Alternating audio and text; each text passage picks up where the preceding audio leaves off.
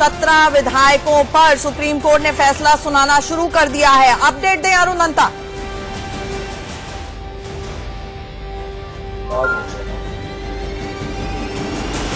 जी बिल्कुल, जिस तरह से 17 जो कांग्रेस और जेडीएस के जो विधायक हैं उनको सस्पेंड किया गया था स्पीकर के द्वारा, उस पे जो अभी हियरिंग चल रही है वो शुरू हो चुकी है। सुप्रीम कोर्ट ने जो ये कहा है कि उन्होंने पूरे केस को अब तक जो है मेरिट के आधार पर सुना है और उसके हिसाब से जो 17 एमएलएज है उनको जो है वो हाई कोर्ट को अप्रोच करना चाहिए था, क्योंकि जो पूरा मामला है ये स्पीकर्स की जो पावर है उस पर भी उसके अराउंड रिवॉल्व होता है। किस तरह से जो है वो स्पीकर ने उन 17 एमएलएज को सस्पेंड किया था, उसी के चलते। और इस वक्त की बड़ी खबर, अरुण आपको रोकना चाहूंगी, इस वक्त की बड़ी खबर, सभी 17 विधायकों को झटका लगा है। सुप्रीम कोर्ट ने उनको अयोग्य ठहराए जाने का फैसला सही बताया है।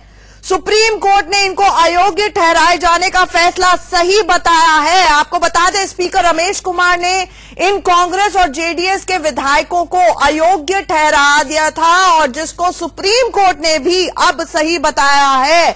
बहुत बड़ा झटका यहां पर इन विधायकों के लिए भी है। अब देखना होगा कि येदियुरप्पा सरकार का क्या होगा, क्योंकि ये 17 विधायक जो थे जिनको अयोग्य ठहराया गया था, इन्हीं के गैर मौजूदगी की वजह से एचडी कुमारस्वामी सरकार अल्पमत में आई थी और येदियुरप्पा ने बाद में अपनी सरकार बनाई थी। यही नहीं, इनको डिस्क्वालीफाई जो किया गया था, अयोग्य ठहराया गया था, वो 2023 तक ठहराया गया था। इसका क्या मतलब निकाला जाए? 5 दिसंबर को जो चुनाव आयोग पहले से ही चुनावों की घोषणा बाईपोल्स के उपचुनाव की यहां पर कर चुका है, क्या ये सभी विधायक जो अयोग्य ठहराए जा चुके हैं ये चुनाव नहीं लड़ पाएंगे? इसका फॉल आउट क्या ये होगा? ऐसे में ये भी खबरें आ रही हैं कि अब कर्नाटक की येदियुरप्पा सरकार के ऊपर भी संकट के बादल मंडरा सकते हैं, क्योंकि उस वक्त हाउस स्ट्रेंथ कम हो गई थी, जिसकी वजह से ही एचडी कुमारस्वामी सरकार जो है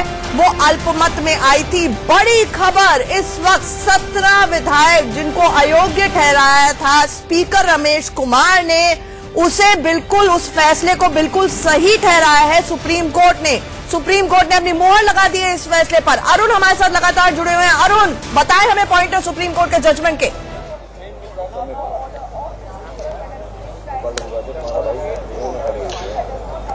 बिल्कुल बिल्कुल सही कहा आपने। सुप्रीम कोर्ट ने जो है वो तमाम विधायकों को अयोग्य घोषित कर दिया, लेकिन एक चीज और भी निकलकर सामने आ रही है कि सुप्रीम कोर्ट ने यह भी कहा है जो फैसला था स्पीकर का वो जो है उनको पूरे टर्म के लिए बर्खास्त करना वो सही नहीं था, तो जिसके चलते जो है वो ये जो विधायक है ये फिर से जो बाय पोल्स होंगे वो कंटेस्ट कर सकते हैं। लेकिन हाँ, जो फैसला स्पीकर ने दिया था कि इनको अयोग्य घोषित करने का, वो सुप्रीम कोर्ट ने बात मानी है। लेकिन साथ ही साथ सुप्रीम कोर्ट ने यह भी कहा है कि ये जो विधायक है ये उपचुनाव लड़ सकते हैं, तो कहीं ना कहीं ये एक थोड़ा सा रिलीफ उन एमएलएज को है, क्योंकि वो लोग भी ये बात कर रहे थे कि जब तक सुप्रीम कोर्ट से फैसला नहीं आता तब तक बाय पोल्स को जो है वो पोस्टपोन किया जाए। तो कहीं ना कहीं अभी जो हमें अंदर से खबरें मिल रही वो ये है कि उन्हें अयोग्य घोषित जरूर कर दिया था, वो सही फैसला था स्पीकर का, लेकिन पूरे टर्म के लिए अयोग्य घोषित करना वो सही फैसला नहीं था और उसी के चलते जो है जो विधायक है वो बाय पोल्स में कंटेस्ट कर सकते हैं। तो कहीं ना कहीं ये शायद एक बड़ा रिलीफ होगा जो एमएलएज। और जिस तरह आपने नंबर 8, इन विधायकों के लिए झटका ये है कि इनको अयोग्य ठहराने का फैसला बिल्कुल सही ठहराया है सुप्रीम कोर्ट ने। नंबर 2,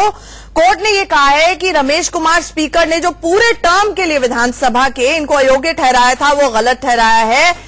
में बागी विधायकों की सदस्यता रद्द कर दी गई है। बड़ी खबर इस वक्त की, सभी 17 विधायक जो हैं वो अयोग्य करार दे दिए गए हैं, उनकी सदस्यता को रद्द कर दिया गया। आपसे कुछ ही देर पहले ये बड़ा फैसला सुप्रीम कोर्ट की ओर से, सर्वोच्च अदालत की ओर से निकल कर आया है विधायकों को, जिसमें सुप्रीम कोर्ट ने अयोग्य ठहराया है।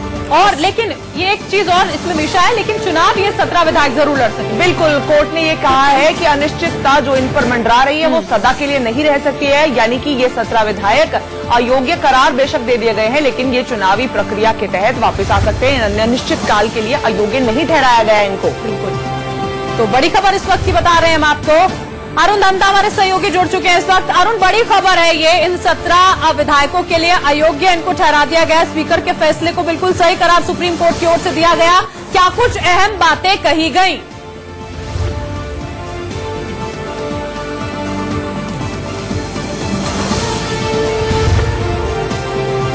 आवाज यहाँ पर आपकी नहीं आ रही अरुण, हम एक बार जिस तरह से ये जो विधायक थे कांग्रेस और जेडीएस के, उस तरह से एंटी डिफेक्शन लॉ को।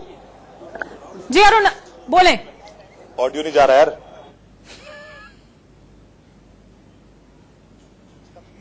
स्पीकर ने जो है वो जेडीएस और कांग्रेस के जो विधायक थे उनको सस्पेंड किया था, वो इसीलिए कि एंटी डिफेक्शन लॉ के तहत, क्योंकि इन लोगों ने जो है वो अपने आप को व्हिप जारी करने के बावजूद भी इन्होंने अपने आप को असेंबली से दूर रखा था। तो उसमें सुप्रीम कोर्ट ने कहा कि जो स्पीकर का फैसला है वो बिल्कुल सही है, लेकिन साथ ही साथ सुप्रीम कोर्ट ने यह भी कहा कि अगर सस्पेंड किया था वो इसीलिए कि एंटी डिफेक्शन लॉ के तहत, क्योंकि इन लोगों ने जो है वो अपने आप को व्हिप जारी करने के बावजूद भी इन्होंने अपने आप को असेंबली से दूर रखा था। तो उसमें सुप्रीम कोर्ट ने कहा कि जो स्पीकर का फैसला है वो बिल्कुल सही है, लेकिन साथ ही साथ सुप्रीम कोर्ट ने यह भी कहा कि अगर स्पीकर ने उन्हें सस्पेंड किया था तो पूरे टर्म के लिए सस्पेंड करना जो है वो गलत था स्पीकर का डिसीजन, और उसी के चलते जो है वो आपको जिस तरह से जो है वो सुप्रीम कोर्ट ने इन जितने भी विधायक थे उनको जो है वो उपचुनाव लड़ने की परमिशन दे दी, और अगर वो जीतते हैं तो वो उसके बाद जितने भी कोई मंत्री हो या कोई और पद हो वो ले सकते हैं। तो कहीं ना कोई जो एंटी डिफेक्शन लॉ की आपको रोकना चाहूंगी, आप अपनी बात को पूरा कीजिएगा। इस वक्त वकील जो है अश्विनी, वो क्या कह रहे हैं वो भी सुन लेते हैं। जो असेंबली के स्पीकर ने कहा, जो सुप्रीम कोर्ट ने किया है डिस्क्वालिफिकेशन, अपने विवेक के मुताबिक किया है। अब सुप्रीम कोर्ट के फैसले के ऊपर ये कहना है कि सही है या गलत है, अंतिम कोर्ट का फैसला है, उस पर मैं टिप्पणी नहीं करना चाहता, मगर पूरा फैसला जब पढ़ा जाएगा तभी उस पर बात हो सकेगी। और मेरा आखिरी सवाल है, महाराष्ट्र को लेकर जो वहाँ पे राष्ट्रपति शासन लगाया गया है, इसको लेकर कांग्रेस पार्टी आलोचना कर रही है। मैं समझता हूँ कि गवर्नर साहब ने जो मापदंड है वो पूरी तरह से उनको निभाया नहीं। किसी पार्टी को एक समय दिया, दूसरी पार्टी को पूरी बात करने का मौका भी नहीं दिया। मैं समझता हूं कि लोकतंत्र की मर्यादा ये है कि जहां पर चुनाव होते हैं वहां लोगों के द्वारा चुनी हुई जो सरकार है उसको मौका मिलना चाहिए। ये कोई it's a duty of the governor to have untiring efforts at cobbling together a government which can govern. So the governor, I think, miserably failed to perform his duty, because what he has done is that he gave the time of 24 hours to Shiv Sena, whereas he gave 72 hours to the BJP. Why this discrimination? And on the one hand, he gave time till 8:30 yesterday to NCP, and at 12 o'clock he asked, day before yesterday, asked the recommended president's rule to the government. So I don't know whether the governor was acting as his own agent or he was being told to do whatever suits the government in power in the center.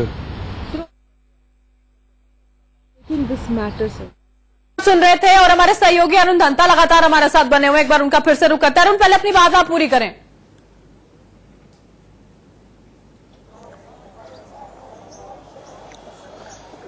देखिए, मैं वही चीज कह रहा था कि supreme court ने जो है वो स्पीकर के फैसले को सही ठहराया है कि उन्होंने जो है वो 17 एमएलए को सस्पेंड किया, क्योंकि उन्होंने जो है वो एंटी डिफेक्शन लॉ के तहत ये फैसला स्पीकर ने लिया था, क्योंकि उन लोगों ने जो है वो जो पार्टी विप था उसको जो है उसके अगेंस्ट गए थे। लेकिन साथ ही साथ जो स्पीकर का फैसला था कि पूरे टर्म के लिए उनको सस्पेंड करना, वो सुप्रीम कोर्ट ने कहा है कि वो गलत फैसला था कि एमएलए को पूरा टर्म के लिए सस्पेंड किया जाए। लेकिन और साथ ही सुप्रीम कोर्ट ने ये एक बड़ा रिलीफ भी दिया है एमएलए को कि वो जो है बाईपोल्स कंटेस्ट कर सकते हैं। अगर आपको याद होगा, पिछले बार भी जो बाईपोल्स की डेट थी उसको पोस्टपोन कर लिया गया था 5 दिसंबर के लिए, इसी वजह से कि ये एमएलए जो थे ये चाहते थे कि जब तक फैसला ना आए तब तक जो है वो बाईपोल्स को एक्सटेंड किया जाए। तो वही आज रिलीफ जो है उनको सुप्रीम कोर्ट ने दिया है कि अब ये जो बाईपोल्स होने हैं 5 दिसंबर को, उसमें कंटेस्ट कर सकते हैं, और जीतते हैं तो वो जो मंत्री या कोई और पद लेना चाहे वो ले सकते हैं। सिर्फ एक चीज यहाँ पर सुप्रीम कोर्ट ने स्पीकर की मानी है कि जो उन्होंने सस्पेंड किया वो सही फैसला था। चलिए, बहुत बहुत शुक्रिया इस तमाम जानकारी के साथ। अब हमारे साथ जुड़े हैं अरुण, और हमारे सहयोगी ने दरअसल जो वकील हैं अश्विनी कुमार, उनसे भी बातचीत की है, वो भी आपको एक बार दिखाते हैं। सुप्रीम कोर्ट ने जो 17 बागी विधायक हैं उनकी याचिका पर सुनवाई के दौरान फैसला दिया है कि स्पीकर का जो फैसला था उनको अयोग्य ठहराने का वो सही था। देखिए, अभी फैसला आया है, ये एक इम्पोर्टेंट महत्वपूर्ण फैसला है।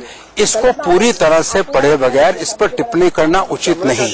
किसी भी सुप्रीम कोर्ट के फैसले पर मुख्तलिफ राय हो सकती है, किसी पॉइंट पर किसी पार्टी की एग्रीमेंट हो सकती है, किसी पर नहीं हो सकती, मगर जब तक पूरे फैसले का अध्ययन न किया जाए, मैं समझता हूं इस पर अभी टिप्पणी करना उचित नहीं। और ये फैसला क्योंकि सुप्रीम कोर्ट ने किया है, अभी फैसला फाइनल है, अब इस पर एकेडमिक चर्चा करने का। सर, एक कानूनी सवाल यह है कि अयोग्यता का यहाँ सवाल है। अयोग्यता का मतलब तो ये साफ है कि फिलहाल जब तक वो चुनाव नहीं लड़े वो मंत्री नहीं बन सकते। इसका इम्प्लीकेशन भी स्टडी करना पड़ेगा। कानून जो उसकी कॉन्सिक्वेंस, देखिए डिस्क्वालिफिकेशन के कॉन्सिक्वेंस सिर्फ ये है कि एमएलए अब एमएलए नहीं रहे, अब उसके बाद आगे क्या होगा क्या नहीं है। चलिए, पूर्व कानून मंत्री अश्वनी कुमार हमारे साथ हैं। सुप्रीम कोर्ट ने आज अपने अहम फैसले में जो 17 कर्नाटक के बागी विधायक हैं उनकी अयोग्यता को बरकरार रखा है। आशीष सिन्हा, इंडिया न्यूज दिल्ली।